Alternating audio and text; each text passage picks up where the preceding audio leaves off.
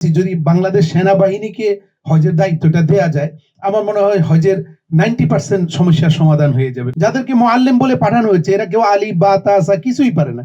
এরা হজের হাও বুঝে না, ভাও বুঝে না, কোনোটাই বুঝে না। ওখানে যে স্বেচ্ছাসেবক টিম থাকে বাংলাদেশে, এদের মতো একবারে অদক্ষ, অযোগ্য আমার মনে হয় কোথাও থাকে না।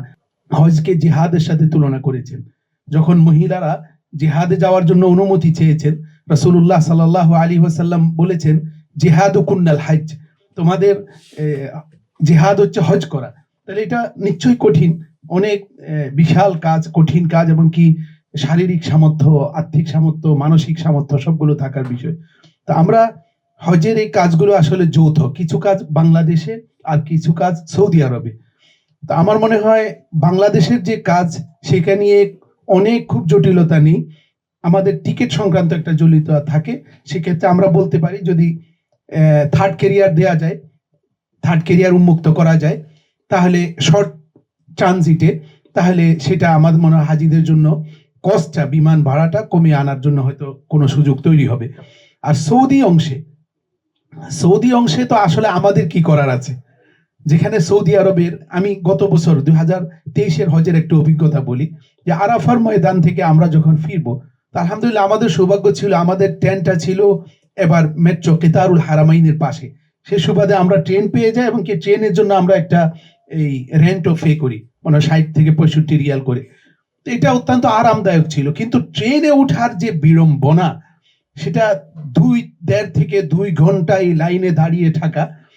তখন আমি বারবারই কথা বলি, বাহিনীকে হজের দায়িত্বটা দেয়া যায়, আমার মনে হয় হজের 90% সমস্যার সমাধান হয়ে যাবে। কারণ ওখানকার সৌদি পুলিশ, সৌদি অথরিটি, এরা এরা শুধু শুকরিয়া, ধন্যবাদ পাওয়ার জন্য অপেক্ষা থাকে, যে শুকরান শুকরান, মানে খুব একটা ছোট বাচ্চার মুখে পানি দিচ্ছে, সে এটাকে ছবি তোলার জন্য, মানে ক্যামেরামুখী, যে ক্যামেরায় যে আলহামদুলিল্লাহ নাজাহ কামিল, যে আবার হজ খুব সফল হয়েছে।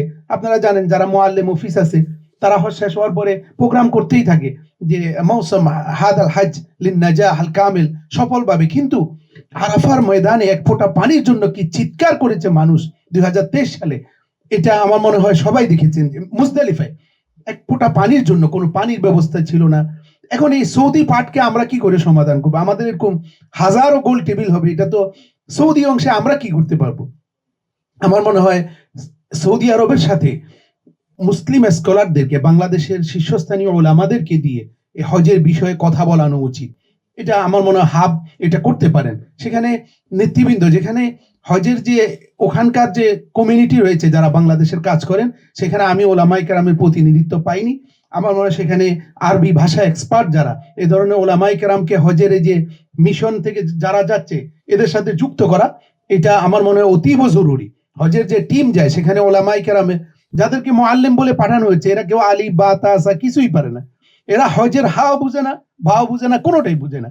এই জন্য আমার মনে হয় ইসলামিক ফাউন্ডেশনের কাছে, কিংবা আমরা আমাদের ধর্ম মন্ত্রণালয়ের কাছে এই বিষয়টা দিতে পারি। আরেকটা হলো, ওখানে যে স্বেচ্ছাসেবক টিম থাকে বাংলাদেশে, এদের মতো একবারে অদক্ষ, অযোগ্য আমার মনে হয় কোথাও থাকে না। আপনি হারামের মাঠে দেখবেন যে দূতাবাস থেকে যে সমস্ত রিক্রুটমেন্ট করা হয়, পাকিস্তান, মালয়েশিয়া, ইন্ডিয়া, তারা এত সক্রিয় থাকে। আর আমাদের এমন কিছু ভলেন্টিয়ার দেওয়া হয় সেখানে, এদেরকে হারামের মাঠে একজনকেও খুঁজে পাওয়া যায় না, 2-4 জনকে খুঁজে পাওয়া যায় না। আমার মনে হয় এই বিষয়টা আমরা দেখতে পারি। আরেকটা বিষয় হলো বাসের বিষয়, আমি এই কথা বলে শেষ করছি। যে মিনা যাওয়ার, আরাফা যাওয়ার, মুজদালিফা যাওয়ার, এখানে মুআল্লিমরা বাসের কমিটমেন্টটা টোটালি ঠিক রাখেন না। বলা হয় যে না, 50 জনের জন্য বাস দেওয়া হবে, দাঁড়িয়ে যাওয়া যাবে না। এই বিষয়টা আমরা মনে হয় হাবের মাধ্যমে, ধর্ম মন্ত্রণালয়ের মাধ্যমে আমরা সমাধানের চেষ্টা করতে পারি। ধন্যবাদ সবাইকে আমাকে আজকের এই সময় উপযোগী আলোচনায় অংশগ্রহণের সুযোগ দেওয়ার জন্য। ধন্যবাদ সঞ্চালক মহোদয়কে।